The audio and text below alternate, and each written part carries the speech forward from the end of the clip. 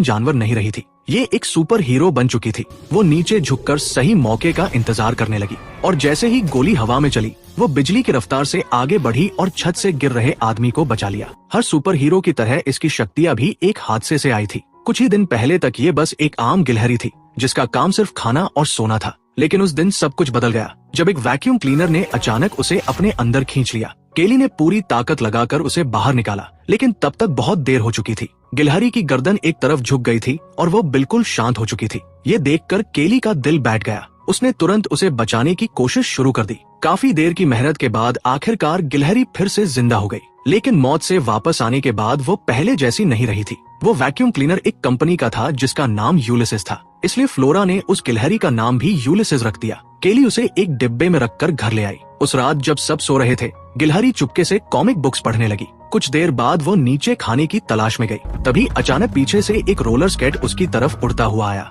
लेकिन गिलहरी ने पीछे मुड़कर देखने की भी जरूरत नहीं समझी। उसने एक शानदार बैकफ्लिप लगाया और आसानी से उससे बच गई। चीज बॉल्स खत्म करने के बाद उसकी नजर टेबल पर रखे टाइपराइटर पर पड़ी। अगली सुबह जॉर्ज ने देखा कि खाली कागज पर एक नई लाइन लिखी हुई थी। उसमें लिखा था, मैं स्क्विरल हीरो हूँ, मेरा पुनर्जन्म हुआ है। ये देखकर केली पूरी तरह हैरान रह गई। फिर गिलहरी ने उसके सामने अपनी एक और अद्भुत शक्ति दिखाई। उसने अपने दोनों पंजों को इतनी तेजी से चलाया कि कुछ ही पलों में पूरा का पूरा एक कविता टाइप कर दी। तभी जॉर्ज घर वापस आ गया। अपनी पत्नी के बार बार कहने पर आखिरकार जॉर्ज को मानना पड़ा कि अब गिलहरी को बाहर छोड़ देना चाहिए। पूरे रास्ते केली यही कहती रही कि ये गिलहरी एक सुपर हीरो है और अभी इसे अपनी सारी शक्तियों पर पूरी तरह नियंत्रण नहीं मिला है। लेकिन जॉर्ज को ये बस एक ट्रेन की हुई साधारण गिलहरी लग रही थी। कुछ देर बाद वे लोग एक रेस्टोरेंट पर रुक गए। ऑर्डर देते समय गिलहरी बार बार इशारों में केली से डोनट्स खरीदने के लिए कह रही थी। उनका अजीब व्यवहार देखकर वेटर को शक हुआ। उसे लगा कि बैग के अंदर कोई बिल्ली का बच्चा है,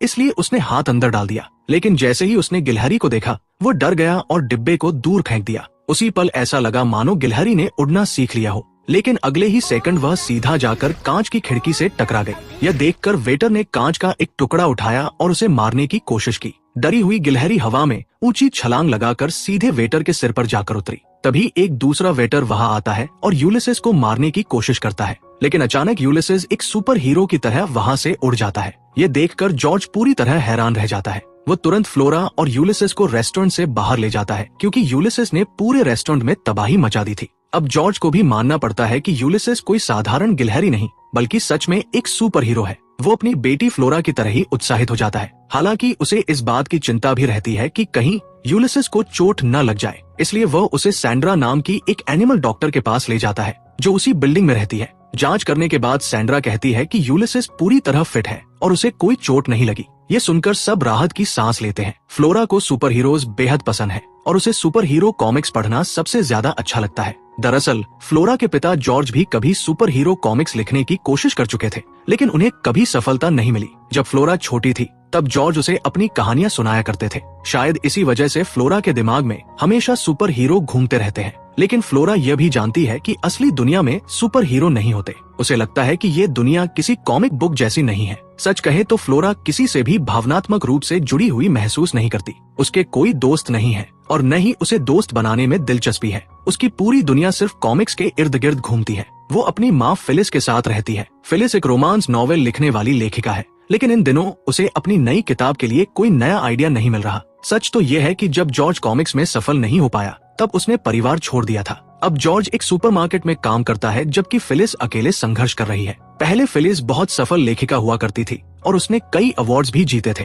वो अपनी नई किताब लिखने की पूरी कोशिश कर रही है, लेकिन उसे ये बिल्कुल पसंद नहीं कि फ्लोरा हमेशा कॉमिक बुक्स में खोई रहती है। तभी अचानक दरवाजे पर दस्तक होती है। दरवाजा खोलने पर उन्हें पता चलता है कि उनकी पड़ोसी मारिया आई है। मारिया अपने साथ फिलिस और फ्लोरा के लिए घर का बना हुआ खाना लाई थी, लेकिन जैसे ही यूलिसिस को खाने की खुशबू आती है वह भी नीचे आ जाता है। मारिया का भांजा विलियम भी उसके साथ आया हुआ था। तनाव की वजह से विलियम को कुछ समय के लिए अंधापन हो गया था और उसकी नजर कमजोर होने की वजह से उसकी बाकी इंद्रियां बहुत तेज हो चुकी थी। जैसे ही वह घर के अंदर कदम रखता है उसे तुरंत महसूस हो जाता है कि वहाँ उनके अलावा भी कोई मौजूद है। दूसरे शब्दों में कहें तो उसने यूलिसिस की मौजूदगी महसूस कर ली थी। तभी अचानक यूलिसिस फिसल जाता है और सबके सामने आ जाता है। जैसे ही फिलिस उस गिलहरी को देखती है वो तुरंत एक रैकेट उठाकर उसे भगाने और मारने की कोशिश करती है, लेकिन फ्लोरा तुरंत यूलिसिस को उठाती है और बाहर भाग जाती है। विलियम भी उसके पीछे चला जाता है। बाहर फ्लोरा विलियम को सब कुछ बताती है और कहती है यूलिसेस कोई साधारण गिलहरी नहीं है, वो एक सुपर हीरो है, उसे बस अपना मकसद ढूंढना है और फिर तुम उसकी शक्तियां देखकर हैरान रह जाओगे। लेकिन विलियम उसकी बातों पर विश्वास नहीं करता और कहता है कि ये सब बकवास है। फिर भी वो उससे कहता है अगर तुम्हें मेरी मदद चाहिए तो मैं तुम्हारे साथ हूँ। उधर उसी रेस्टोरेंट में जहाँ यूलिसेस ने हंगामा मचाया था, एनिमल कंट्रोल विभाग का एक इंस्पेक्टर मिलर पहुंचता है। मिलर वेट्रेस रीता से उस गिलहरी के बारे में पूछताछ शुरू करता है। वो रीता से कहता है कि उस गिलहरी को रेबीज हो सकता है और इसलिए उसे पकड़ना बेहद जरूरी है। जैसे ही रीता ये सुनती है, वो मीडिया के पास जाकर सबको बताती है कि एक लड़की और उसका पिता उस गिलहरी को रेस्टोरेंट में लेकर आए थे। उन्होंने वहाँ बहुत बड़ा हंगामा किया और उस गिलहरी को रेबीज भी है। देखते ही देखते यूलिसेस की खबर पूरे मीडिया में फैल जाती है। दूसरी तरफ जब फ्लोरा अपने ट्री हाउस में यूलिसेस के साथ होती है, तब विलियम उससे मिलने आता है। फ्लोरा उसे बताती है कि आज यूलिसेस ने बिल्कुल एक सुपर हीरो की तरह व्यवहार किया, लेकिन विलियम अभी भी पूरी तरह विश्वास नहीं करता। तभी अचानक विलियम का पैर फिसल जाता है और वो गिरने वाला होता है, लेकिन उसी समय यूलिसेस तेजी से उसे पकड़कर बचा लेता है। अब विलियम भी मानने लगता है कि यूलिसेस सच में साधारण गिलहरियों से अलग है। इसके बाद फ्लोरा और विलियम यूलिसेस के लिए सुपर हीरो वाले कपड़े खरीदने जाते हैं, लेकिन दुकान के अंदर उन्हें टीवी पर एक इंटरव्यू दिखाई देता है जिसमें इंस्पेक्टर मिलर और रीता ने यूलिसेस के खिलाफ पूरा मामला खड़ा कर दिया था। अब मिलर हर जगह उसे ढूंढने में लगा हुआ था। जैसे ही फ्लोरा ये सब सुनती है, वो तुरंत अपने पिता जॉर्ज के पास जाती है। यूलिसेस की सुपर हीरो जैसी हरकतें देखने के बाद जॉर्ज भी बदल चुका था। अब वह अपनी जिंदगी से खुश नहीं था, उसे काम से छुट्टियां भी नहीं मिल रही थी और वह अपनी बेटी के साथ समय बिताना चाहता था। इसी वजह से जॉर्ज तुरंत अपनी नौकरी छोड़ देता है। फिर फ्लोरा, विलियम और जॉर्ज तीनों मिलकर यूलिसेस को बचाने के मिशन पर निकल पड़ते हैं। दूसरी तरफ मिलर भी हर संभव कोशिश कर रहा था कि वह यूलिसेस को ढूंढ निकाले। सीसीटीवी फुटेज के जरिए मिलर को जॉर्ज की कार दिखाई देती है और लाइसेंस प्लेट नंबर ट्रेस करके वो जॉर्ज का पता निकाल लेता है। दरअसल मिलर पहले बहुत ऊंचे पद पर था, लेकिन एक बार वह पार्क में एक गिलहरी को कंट्रोल करने में नाकाम हो गया था। उसी घटना की वजह से उसका डिमोशन कर दिया गया। तभी से उसे गिलहरियों से नफरत हो गई थी। इस बीच जॉर्ज फ्लोरा और विलियम को अपने घर ले आता है ताकि वे यूलिसेस को एनिमल कंट्रोल वालों से छिपा सके। लेकिन तभी अचानक मिलर दरवाजे पर पहुंच जाता है, क्योंकि वो पहले ही सब कुछ समझ चुका था। जॉर्ज तुरंत फ्लोरा से कहता है यूलिसेस को लेकर सैंड्रा के घर छिप जाओ।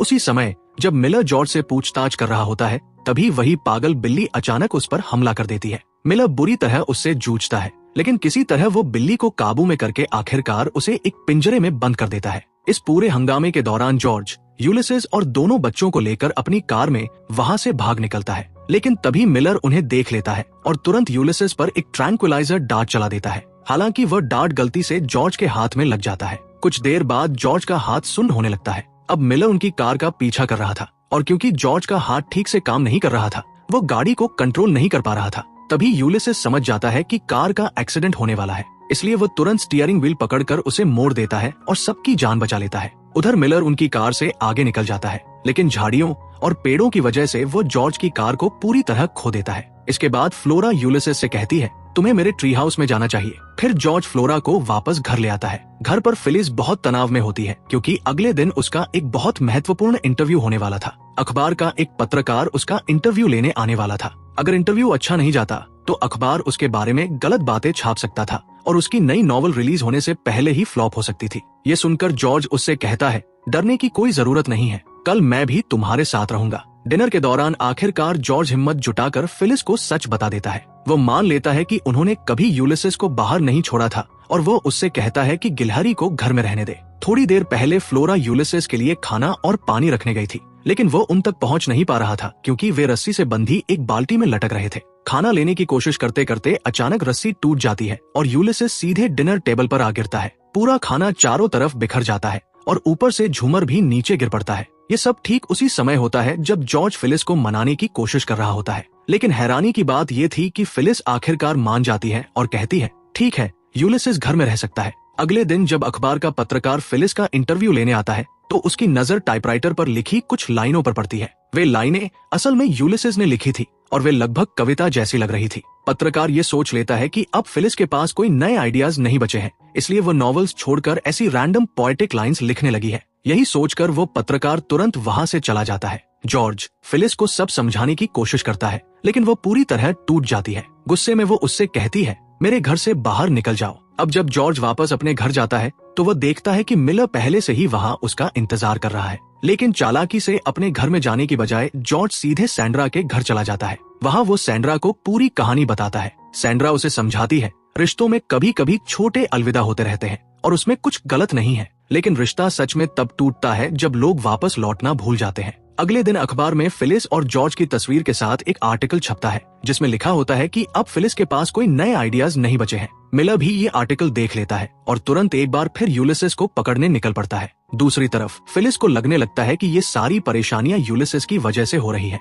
इसलिए वो उसे एक डिब्बे में रखती है और जंगल में छोड़ने के लिए निकल पड़ती है। लेकिन जब फ्लोरा को ये पता चलता है तो वो तुरंत विलियम के साथ अपनी माँ के पीछे भागती है ताकि उसे रोक सके। इसी बीच जॉर्ज भी फिलिस से मिलने के लिए घर से निकल जाता है। फिर हम देखते हैं कि फिलिस जंगल में यूलिसेस को छोड़ने ही वाली होती है। तभी यूलिसेस उसे एक कैंडी देता है और साथ ही फ्लोरा के लिए लिखा हुआ एक संदेश भी देता है। ये देखकर फिलिस भावुक हो जाती है और रोने लगती है। उसका दिल पूरी तरह बदल जाता है। अब वो यूलिसेस को जंगल में छोड़ने की बजाय वापस घर ले जाने का फैसला करती है। उधर फ्लोरा और विलियम तेज बारिश में फंस जाते हैं। बारिश से बचने के लिए दोनों एक बंद पड़े वाटर पार्क के अंदर छिप जाते हैं। वहाँ फ्लोरा विलियम से कहती है, जब ये वाटर पार्क खुला हुआ करता था तब पापा, मम्मी और मुझे यहाँ लाया करते थे और तब हम सच में बहुत खुश थे। ये सुनकर विलियम पूछता है, फिर तुम अपनी माँ को कैसे रोकोगी? तभी फ्लोरा उसे अपनी माँ का सबसे बड़ा award Jack and Rose prize दिखाती है और कहती है, मैं इस अवार्ड को हॉस्टेज बनाऊंगी ताकि मैं यूलिसेस को बचा सकूं। फिर विलियम भी भावुक होकर कहता है,